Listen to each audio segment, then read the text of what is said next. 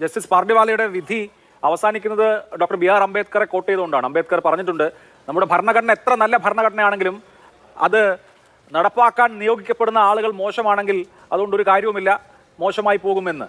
അപ്പോൾ എന്തുകൊണ്ടാണ് ഭരണഘടന ഉണ്ടായി 75 കൊല്ലത്തിന് ഇപ്പുറത്ത് കോടതിക്ക് ഗവർണർമാരുടെ അധികാരത്തിൽ കാലപരിധി നിശ്ചയിക്കേണ്ടി വന്നതെന്ന് ചോദിച്ചാൽ ഒറ്റ ഉത്തരവേ ഉള്ളൂ അതിന്. അത് കോൺസ്റ്റിറ്റ്യൂഷൻ എന്ന് പറയുകയല്ലാതെ അതിൻ്റെ മൂല്യങ്ങളോട് ഒരു പ്രതിപത്തിയും പുലർത്താത്ത ആരിഫ് മുഹമ്മദ് ഖാനെ പോലെയുള്ള RN രവിയെ പോലെയുള്ള CV ആനന്ദബോസിനെ പോലെയുള്ള ആളുകൾ ഇതിന്റെ ഇംപ്ലിമെന്റിംഗ് ഏജൻസിയായി വന്നതുകൊണ്ടാണ് 75 കൊല്ലങ്ങൾക്ക് ഇപ്പുറത്ത് കോടതി ഇടപെട്ട് ഗവർണർമാരുടെ അധികാര പരിധി നിർണ്ണയിച്ചു കൊടുക്കേണ്ടി വന്നത് എന്നുള്ളതാണല്ലോ. അങ്ങയുടെ വാദമാണ് കോടതികളുടെ അധികാരങ്ങൾ കാലോചിതമായി വ്യാപ്തി വർദ്ധിക്കുന്നതിൻ്റെ ഒരു ഉദാഹരണമാണ് എന്ന് മറുപക്ഷത്ത് നിൽക്കുന്നവർക്കും പറയാം. അത് ഒരു സംവാദത്തിൻ്റെ വിഷയമാണ്. ഞങ്ങൾ എന്തായാലും ആ കോടതി വിധിക്കെതിരെയോ കോടതിക്കെതിരെയോ സംസാരിക്കാൻ ഉദ്ദേശിക്കുന്നില്ല. അതായത് അനുകൂലമായിട്ടുള്ള വിധി വരുമ്പോൾ കോടതിയെ പുകഴ്ത്തുകയും എതിരായിട്ടുള്ള വിധി വരുമ്പോൾ കോടതിയെ ഭർത്തിക്കുകയും ചെയ്യുന്ന, അയോധ്യ കേസിൽ വിധി പറയുമ്പോൾ ജഡ്ജിമാരെ വരെ ആക്ഷേപിക്കുകയും ശബരിമല കേസിൽ വിധി പറയുമ്പോൾ ചക്ര കോടതി എന്ന് പുകഴ്ത്തുകയും അങ്ങനത്തെ ശീലം ഞങ്ങൾക്കില്ല. എന്തായാലും ഈ ചർച്ചയിൽ അങ്ങ് ഉൾപ്പെടെയുള്ള മറ്റ് 4 പേരും ഒരു പക്ഷത്തും ഞാൻ മറുപക്ഷത്തും നിൽക്കുന്നതുകൊണ്ട് ഈ ചർച്ചയിൽ ഇടപെടാൻ മതിയായിട്ടുള്ള സമയത്താണ് എനിക്ക് തരുമെന്ന് ഞാൻ പ്രതീക്ഷിക്കുകയാണ്. 3 കാര്യങ്ങൾ എനിക്ക് എൻ്റെ ഈ ഊഴത്തിൽ പ്രധാനമായിട്ടും പറയാനുണ്ട്. ഒന്ന്, നമ്മുടെ ഇത്തരം സംവാദങ്ങളിൽ പൊതുവെ കാണുന്നത് യാഥാർത്ഥ്യങ്ങളെക്കാൾ കൂടുതൽ പ്രാധാന്യത്തോടുകൂടി ഭാവനകൾ ആഘോഷിക്കപ്പെടുന്നതാണ്. നമുക്ക് കൂട്ടായിട്ടുള്ള ചില സാമൂഹിക ഭാവനകളുണ്ട്. ജവഹർലാൽ നെഹ്റു എങ്ങനെയായിരിക്കും ഇടപെട്ടിരിക്കുക, BR അംബേദ്കർ എന്തായിരിക്കും പറഞ്ഞിട്ടുണ്ടായിരിക്കുക എന്നൊക്കെയുള്ള ഭാവനയുണ്ട്. അവർ യഥാർത്ഥത്തിൽ എന്താണ് പറഞ്ഞത് ചെയ്തത് എന്നുള്ളത് റെക്കോർഡിലുണ്ട്, രേഖയിലുണ്ട്. അത് നമ്മൾ പരിശോധിക്കില്ല. ഭരണഘടനാ നിർമ്മാണ സമിതിയിൽ ഗവർണറുടെ അധികാരവുമായി ബന്ധപ്പെട്ട് നടന്നിട്ടുള്ള ഒരു ചർച്ചയിൽ ഒരു വാചകം മാത്രം ഞാൻ വായിക്കാം. I am in favor of nominated governors partly because it would keep the center in touch with the units and would remove the source of possible separatist tendencies. ഞാൻ കേന്ദ്രം നിയോഗിക്കുന്ന ഗവർണർമാർക്ക് അനുകൂലമാണ്. എന്തുകൊണ്ടെന്നാൽ അത് എല്ലാ യൂണിറ്റുകളെയും കേന്ദ്രത്തോട് ചേർത്ത് നിർത്തുകയും അവിടെ ഉണ്ടാകുന്ന വിഘടനവാദ വിഭജനവാദ ടെൻഡൻസികളെ പ്രതിരോധിക്കുകയും ചെയ്യുന്നതാണ്. Constitutional assembly debates volume 8 page 454. ആരാണ് പറഞ്ഞതെന്ന് അറിയാമോ? ജവഹർലാൽ നെഹ്റുവിൻ്റെയാണ്. അതായത് നോമിനേറ്റഡ് ഗവർണേഴ്സിനെ പിന്തുണച്ചുകൊണ്ട് ജവഹർലാൽ നെഹ്റു പറയുന്നു, അങ്ങനെയുള്ള ഗവർണർ ഇല്ലെങ്കിൽ ആ സംസ്ഥാനങ്ങളിൽ വിഭജനവാദ ടെൻഡൻസി ഉണ്ടാവുന്നു. ഇനി BR അംബേദ്കർ പേജ് നമ്പർ 502 പറയുന്നത് എന്താണ് നോക്കൂ. Because the provincial governments are required to work in subordination to the central government and therefore in order to see that they do act in subordination to central government, the governor will reserve certain things in order to give the president the opportunity to see that the rules under which the provincial governments are supposed to act according to the constitution or in subordination to central governments are observed. എന്തുകൊണ്ട് ഗവർണർക്ക് ചില ബില്ലുകൾ തടഞ്ഞു വെക്കാനുള്ള അധികാരം വേണം, എന്തുകൊണ്ട് രാഷ്ട്രപതി പരിശോധിക്കാൻ വേണ്ടി തടഞ്ഞു വെക്കാനുള്ള അധികാരം വേണം? അവിടെ BR അംബേദ്കർ പറയുന്നു, പ്രൊവിൻഷ്യൽ ഗവൺമെന്റുകൾ അതായത് സംസ്ഥാന ഗവൺമെന്റുകൾ കേന്ദ്ര ഗവൺമെന്റിന് സബോർഡിനേറ്റ് ആയിട്ടാണ് പ്രവർത്തിക്കുന്നത്, അവർക്ക് വിധേയപ്പെട്ടിട്ടാണ് പ്രവർത്തിക്കുന്നത് എന്ന് ഉറപ്പുവരുത്താൻ ഗവർണർക്ക് അത് പരിശോധിക്കാനും രാഷ്ട്രപതിയുടെ പരിഗണനയ്ക്ക് വിടാനുള്ള അധികാരം വേണം. ഇതാണ് ഭരണഘടനാ നിർമ്മാണ സമിതിയിൽ ശരിക്കും നടന്ന ചർച്ച. നിങ്ങളുടെ ഭാവനയിലെ അംബേദ്കറും നെഹ്റുവും മറ്റെന്തൊക്കെയാണ് പറഞ്ഞത് എനിക്കറിയില്ല. ഭരണഘടനാ നിർമ്മാണ സമിതിയിൽ ഗവർണറുടെ ഓഫീസിനെ പറ്റി പറയുന്നത്, governor is not merely an agent of the centre but an agency that will push for the central policy എന്നാണ്. സെൻട്രൽ ഗവൺമെന്റ് സ്കീമുകൾക്ക് വേണ്ടി പുഷ് ചെയ്യുന്ന ഒരു ഏജൻസിയാണ്, ambassador of the centre to the states എന്നൊക്കെയാണ് പറഞ്ഞിട്ടുള്ളത്. അപ്പോൾ അതാണ് ഭരണഘടനാ നിർമ്മാണ സമിതി എന്താണ് വിഭാവനം ചെയ്തത് എന്നുള്ളത്. ഇപ്പോൾ ആ വിഭാവനത്തിന് വിപരീതമായിട്ടുള്ള ചില നിർവചനങ്ങളാണ് സംഭവിച്ചുകൊണ്ടിരിക്കുന്നത്. അതാണ് ഭാഗം 1. 2, ഈ വിധി എങ്ങനെയാണ് കേരളത്തെ ബാധിക്കുക എന്നുള്ള ആദ്യത്തെ ചോദ്യത്തിന് ഇടതുപക്ഷത്തിന്റെ പ്രതിനിധി പറഞ്ഞിട്ടുള്ള കാര്യങ്ങളെല്ലാം അസംബന്ധമാണെന്ന് പറയേണ്ടി വന്നതിൽ എനിക്ക് ദുഃഖമുണ്ട്. ഈ 2 കേസിന്റെ ഫാക്ട്സ് തന്നെ വ്യത്യസ്തമാണ്. തമിഴ്നാട് കേസിൽ എന്തുകൊണ്ടാണ് ഗവർണറുടെ നടപടി ഭരണഘടനാ വിരുദ്ധമാണെന്ന് കോടതി പറഞ്ഞത്? അവിടെ ആദ്യം ഈ പറയുന്ന നിയമങ്ങൾ ഗവർണറുടെ പരിഗണനയ്ക്ക് വിട്ടു. ഗവർണർ ഇതിന് അസന്റ് കൊടുക്കാൻ തയ്യാറായില്ല, അദ്ദേഹം അസന്റ് വിത്ത്ഹോൾഡ് ചെയ്തു. ഈ സാഹചര്യത്തിൽ സംസ്ഥാന നിയമസഭ വീണ്ടും ഈ ബില്ലുകൾ പരിഗണിച്ച് അതിനെ റീനാക്ട് ചെയ്തിട്ട് വീണ്ടും ഗവർണറുടെ പരിശോധനയ്ക്ക് അയച്ചു. അങ്ങനെ റീഎനാക്ട് ചെയ്തിട്ട് അയക്കപ്പെട്ടിട്ടുള്ള ബില്ലുകൾ ഗവർണർ വീണ്ടും അസന്റ് കൊടുക്കാൻ വിസമ്മതിക്കുകയും പിന്നീട് അത് രാഷ്ട്രപതിക്ക് അയക്കുകയും ചെയ്തപ്പോഴാണ് അങ്ങനെ രണ്ടാമത് നിയമസഭ പരിശോധിച്ച് രണ്ടാമത് പാസ്സാക്കി വന്നിട്ടുള്ള നിയമങ്ങൾ പ്രസിഡന്റിന് അയക്കാൻ പറ്റില്ല എന്നാണ് സുപ്രീം കോടതി പറയുന്നത്. അല്ലാണ്ട് നിയമങ്ങൾ പ്രസിഡന്റിന് അയക്കാനേ പാടില്ല എന്നോ വിത്ത്ഹോൾഡ് ചെയ്യാനേ പാടില്ല എന്നോ അല്ല.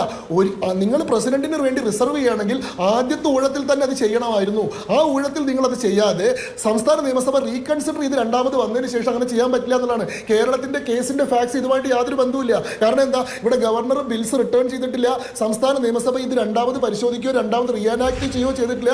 അങ്ങനെ റീആനാക്ട് ചെയ്തതിന് ശേഷം മടക്കി അയച്ചിട്ടുള്ള ബില്ലുകൾ ഇവിടെ ഗവർണർ പ്രസിഡന്റിന്റെ അസന്റിന് വേണ്ടി വിട്ടിട്ടില്ല. അപ്പോൾ ഈ നിയമത്തിൽ പറയുന്ന കാര്യങ്ങൾ സ്ക്വയർലി അപ്ലിക്കബിൾ അല്ല കേരളത്തിന്റെ കേസിൽ മറ്റൊരു സെനാരിയോ ആണുള്ളത്. ഇനി മൂന്നാമത്തെ ഏറ്റവും പ്രധാനപ്പെട്ട പ്രശ്നം, ഇവിടെ എന്തുകൊണ്ട് ഒരു അമിതാധികാര പ്രവണത ഉണ്ടായി, ഒരു ജുഡീഷ്യൽ ഓവർറീച്ച് ഉണ്ടെന്ന് വാദിക്കാനുള്ള സാധ്യത വരുന്നു. എന്തെങ്കിലും ഒരു പ്രത്യേകമായിട്ടുള്ള ആ ഭരണഘടനാപരമായിട്ടുള്ള പ്രൊവിഷന്റെ വ്യാഖ്യാനം കൊണ്ടല്ല സുപ്രീം കോടതി ഗവർണറുടെ ആക്ഷനെ നെഗേറ്റ് ചെയ്തിരിക്കുന്നത്. പിന്നെയോ ആർട്ടിക്കിൾ 142 പ്രകാരമുള്ള ഇൻഹറന്റ് പവേഴ്സ് ഉപയോഗിച്ചുകൊണ്ടാണ്. അതായത് പ്രത്യേകമായിട്ടുള്ള സവിശേഷാധികാരങ്ങൾ ഏത് കേസിലും നീതിയുടെ അന്തിമ ലക്ഷ്യം പൂർത്തീകരിക്കാൻ വേണ്ടി സുപ്രീം കോടതിക്ക് എന്ത് വിധിയും പുറപ്പെടുവിക്കാമെന്ന് പറയുന്ന സവിശേഷാധികാരം ഇൻഹറന്റ് പവേഴ്സ് ഉപയോഗിച്ചുകൊണ്ട് ഇവിടെ ഗവർണർ പ്രസിഡന്റിന് അയച്ച നടപടി തന്നെ ശരിയായില്ല. രണ്ടാമത് റീനാക്ട് ചെയ്ത് വന്നതിന് ശേഷം അദ്ദേഹം അസന്റ് കൊടുക്കേണ്ടതായിരുന്നു. അങ്ങനെ അയച്ചത് ആ നടപടി അസാധുവാണ്. അതുകൊണ്ട് പ്രസിഡന്റിന് മുന്നിൽ എത്തിയിട്ടേ ഇല്ല എന്ന മട്ടിൽ വേണം പരിഗണിക്കാൻ. അതുകൊണ്ട് ഈ ബില്ലുകൾ ഡീം ടു ബി ഗിവൺ അസന്റായി പരിഗണിക്കുന്നു. അത് ഗവർണർ അസന്റ് കൊടുത്തതായി ഞങ്ങൾ സങ്കല്പിക്കുന്നു എന്നാണ് പറഞ്ഞിട്ടുള്ളത്. ഇത് സവിശേഷാധികാരം ഉപയോഗിച്ചുകൊണ്ട് ഗവർണറുടെ ഡിസ്ക്രിഷണറി പവറിന് നേരെ നടത്തിയിട്ടുള്ള ഒരു കടന്നുകയറ്റമായിട്ട് വേണം വ്യാഖ്യാനിക്കാൻ. എല്ലാ ഓർഗൻസിനും സമാനമായിട്ടുള്ള പവർ ഉണ്ട്. ബഹുമാനപ്പെട്ട സുപ്രീം കോടതി 10-15 വർഷം വിചാരണ നടത്തിയിട്ട് ഏറ്റവും അവസാനം വിധി പറഞ്ഞിട്ടുള്ള ഒരു കേസ് നെഗേറ്റ് ചെയ്യാൻ ഗവർണർക്ക് സാധിക്കും. നിങ്ങൾ സെഷൻസ് കോടതിയിലും അതിന്റെ മേലെ ഹൈക്കോടതിയിലും അതിന്റെ മേലെ സുപ്രീം കോടതിയിൽ 25 കൊല്ലം കേസ് എടുത്തിട്ട് ഒരാളെ തൂക്കിക്കൊല്ലാൻ വിധിച്ചു. ഗവർണർക്ക് വേണമെങ്കിൽ അയാളെ പാഠം ചെയ്യാനുള്ള അധികാരമുണ്ട്. പക്ഷെ അത്തരത്തിലുള്ള അധികാരങ്ങൾ അങ്ങനെ അലക്ഷ്യമായിട്ട് ഉപയോഗിക്കാറില്ല. ഓരോ ഓർഗൻസിന്റെയും സ്ഥാനത്തെയും മാനത്തെയും ബഹുമാനിച്ചുകൊണ്ടുള്ള ഇടപെടലേ നടത്താറുള്ളൂ. ഇവിടെ ഗവർണർക്കും ഓഫീസിനെ തന്നെ അതിനെ ഡിമിനിഷ് ചെയ്യുകയും അവർക്ക് ഭരണഘടനാ തത്വങ്ങൾ പഠിച്ചു കൊടുക്കുകയും ചെയ്യുന്ന ട്യൂട്ടറുടെ റോളിലേക്ക് സുപ്രീം കോടതി മാറുന്നത് the theory of separation of പവേഴ്സിന്റെ സ്റ്റേറ്റ് എന്ന് പറയുന്ന വ്യവസ്ഥാ സങ്കല്പത്തിന് വിരുദ്ധമാണ് എന്നൊരു വാദം അവിടെ ഉണ്ടാവും. ശരി, താങ്കൾ 3 കാര്യവും സവിസ്തരം പറഞ്ഞു ശങ്കു. 1-2 കാര്യങ്ങൾ ഇപ്പോൾ താങ്കൾ പറഞ്ഞു. ഇപ്പോൾ കേരളത്തിന്റെ സെനാരിയോയും തമിഴ്നാടിന്റെ സെനാരിയോയും രണ്ടാണ്. കാരണം തമിഴ്നാട് റീഎനാക്ട് ചെയ്ത ബില്ലിനെയാണ് ഗവർണർ രാഷ്ട്രപതിക്ക് അയച്ചത് എന്ന്. പക്ഷേ കേരളത്തിന്റെയും തമിഴ്നാടിന്റെയും സെനാരിയോ ഒന്നാവുന്ന ചില സാഹചര്യങ്ങളുണ്ട്. ഇവിടെ സുപ്രീം കോടതി അസന്നിഗ്ധമായി വ്യക്തമാക്കിയിരിക്കുന്ന കാര്യം, ഗവർണറെ സംബന്ധിച്ച് നിയമസഭ ഒരു ബില്ല് പാസ്സാക്കി അയച്ചാൽ അതിന്മേൽ 3 ഓപ്ഷൻ ഉണ്ട്. ഒന്നുകിൽ അനുമതി കൊടുക്കാം, അല്ലെങ്കിൽ അത് തിരിച്ചയക്കാം, നിയമസഭയ്ക്ക് തിരിച്ചയക്കാം, 3 രാഷ്ട്രപതിക്ക് അയക്കാം. ഈ 3 പ്രൊവിഷൻസ് ഉണ്ട്. അത് വെച്ച് താമസിപ്പിക്കരുത്, സമയബന്ധിതമായി ഈ കാര്യങ്ങൾ ചെയ്യണം. അതിനാണല്ലോ സുപ്രീം കോടതി ഇപ്പോൾ ഒരു സമയപരിധി വെച്ചിട്ടുള്ളത്. സമയബന്ധിതമായി ചെയ്യേണ്ട കാര്യമാണ് അത് എന്ന സെനാരിയോ അവിടെ സെയിം ആണല്ലോ. കേരളത്തിന്റെ ബില്ലുകൾ, കേരള നിയമസഭ പാസാക്കിയ ബില്ലുകൾ അനന്തമായി ഗവർണർ പിടിച്ചു വെച്ചിട്ടുണ്ട് എന്നുള്ളത് വസ്തുതയാണല്ലോ. അതിനുശേഷമാണ് ഗവർണർ അങ്ങനെ പിടിച്ചു വെച്ചതിന് ശേഷമാണ് പ്രസിഡൻഷ്യൽ അസന്റിന് അയച്ചിട്ടുണ്ട് ഉള്ളത് എന്നുള്ളത് വസ്തുതയാണല്ലോ. അപ്പോൾ അത് സുപ്രീം കോടതിയുടെ വേറൊരു ബെഞ്ചിന് മുൻപാകെ ഇപ്പോൾ പരിഗണനയിലുണ്ട്. അത് ആ കേസിൽ അടുത്ത് തന്നെ ഒരു തീരുമാനം ഉണ്ടാകുമെന്ന് പ്രതീക്ഷിക്കുകയും ചെയ്യാം. ഇവിടെ ബേസിക് ഫാക്ട് എന്താണ്? കേന്ദ്രത്തിന്റെ ഏജന്റായി പ്രവർത്തിക്കുന്ന ഗവർണർ സംസ്ഥാന നിയമസഭകളുടെ നിയമനിർമ്മാണ അവകാശത്തിന് മുകളിൽ അടയിരിക്കുന്നു. സംസ്ഥാന നിയമസഭകളുടെ നിയമനിർമ്മാണ അവകാശത്തിന് തടയിടുന്നു. അതാണല്ലോ റോഡ് ബ്ലോക്കുകൾ ഉണ്ടാക്കരുത് എന്നുള്ളതാണ് സുപ്രീം കോടതിയുടെ പരമമായ കൺസെപ്റ്റ്. ആ റോഡ് ബ്ലോക്കുകൾ ഉണ്ടാക്കി എന്ന ബോധ്യത്തിലാണ് താങ്കൾ പറഞ്ഞതുപോലെ സവിശേഷ അധികാരം 142 ഉപയോഗിച്ച് ഈ ബില്ലുകൾ നിയമമായിട്ടുണ്ട് എന്ന് കോടതി പ്രഖ്യാപിച്ചിട്ടുള്ളത്. അപ്പോൾ എന്താണ് സെനാരിയോ? സംസ്ഥാന നിയമസഭകളുടെ അധികാരം ഗവർണർ എന്ന തെരഞ്ഞെടുക്കപ്പെടാത്ത അപ്പോയിന്റഡ് ആയിട്ടുള്ള നോമിനേറ്റഡ് ആയിട്ടുള്ള ഒരാൾ കവരുന്നു എന്നുള്ള പ്രശ്നം എല്ലായിടത്തും ഒന്നാണ് സാർ.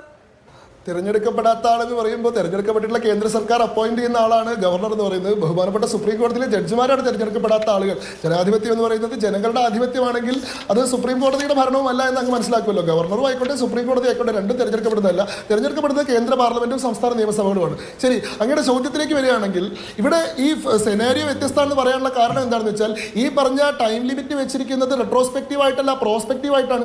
ഇപ്പോൾ നിലവിൽ എല്ലാ സംസ്ഥാനങ്ങളുടെയും ഗവർണർമാരുടെ മുന്നിലിരിക്കുന്ന 1 മാസം കഴിഞ്ഞിട്ടുള്ള നിയമങ്ങളെല്ലാം ഡീം ടു ബി പാസ്ഡ് ആയിട്ട് പരിഗണിക്കാൻ സാധിക്കുമോ? അതോടുകൂടി 1 മാസമോ 3 മാസമോ കഴിഞ്ഞിട്ടുള്ള എല്ലാ കൺസിഡറേഷനിലിരിക്കുന്ന ബില്ലുകളും പാസ്സായിട്ടുണ്ടോ? ഇല്ല. തമിഴ്നാടിന്റെ 10 ബില്ലുകൾ ഡീം ടു ബി പാസ്ഡായി പറയുന്നത് റീകൺസിഡറേഷന് ശേഷം പ്രസിഡന്റിന് അയച്ചതുകൊണ്ടാണ്. അങ്ങനെ അല്ലാത്ത ബില്ലുകൾ, ഇനി വരുന്ന ബില്ലുകൾക്ക് പ്രോസ്പെക്റ്റീവ് ആയിട്ടാണ് പറയുന്നത്. Aid and advice of the council of മിനിസ്റ്റേഴ്സിന് അനുസൃതമാണെങ്കിൽ 1 മാസം, ആ അഡ്വൈസിന് വിരുദ്ധമാണെങ്കിലോ റിസർവേഷൻ അയക്കുകയാണെങ്കിലോ 3 മാസം എന്ന് പറയുന്നത്. അവിടെ ഇതിനു മേലുള്ള ലാർജർ ആയിട്ടുള്ള ക്വസ്റ്റ്യൻസ് ഇനി ബാധകമായിരിക്കും. കേരളത്തിന്റെ ക്വസ്റ്റ്യൻ മെയ് 13 തീയതി മുതലുള്ള സുപ്രീം കോടതിയുടെ മറ്റൊരു ബെഞ്ചാണ് പരിഗണിച്ചുകൊണ്ടിരിക്കുന്നത്. അതിന്റെ ഫാക്ട്സ് വ്യത്യസ്തമാണ്. ഇനി അങ്ങനെ ചോദ്യത്തിലെ ഏറ്റവും മർമ്മപ്രധാനമായിട്ടുള്ള വിഷയത്തിലേക്ക് വന്നു കഴിഞ്ഞാൽ എന്താണ് തടഞ്ഞു വെച്ചിട്ടുള്ള ബില്ലുകൾ?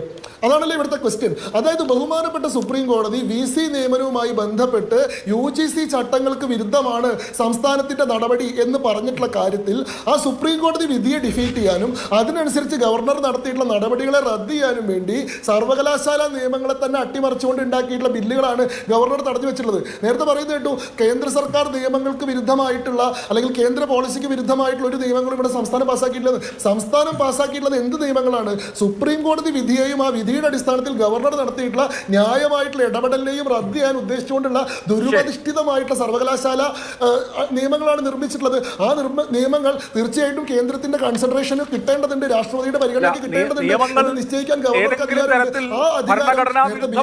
പറഞ്ഞ അഡ്ജുഡിക്കേഷൻ ഉണ്ടല്ലോ, ജുഡീഷ്യൽ റിവ്യൂ ഉണ്ടല്ലോ, അത് ആന്റി കോൺസ്റ്റിറ്റ്യൂഷണൽ ആണെങ്കിൽ അങ്ങനെ ഡിക്ലെയർ ചെയ്യാം. നിയമനിർമ്മാണമേ പാടില്ല എന്ന് പറയുകയല്ലോ. വിദ്യാഭ്യാസം കൺകറന്റ് ലിസ്റ്റിലുള്ള വിഷയമാണ്. സംസ്ഥാനങ്ങൾക്ക് നിയമനിർമ്മാണ അധികാരമുണ്ട്.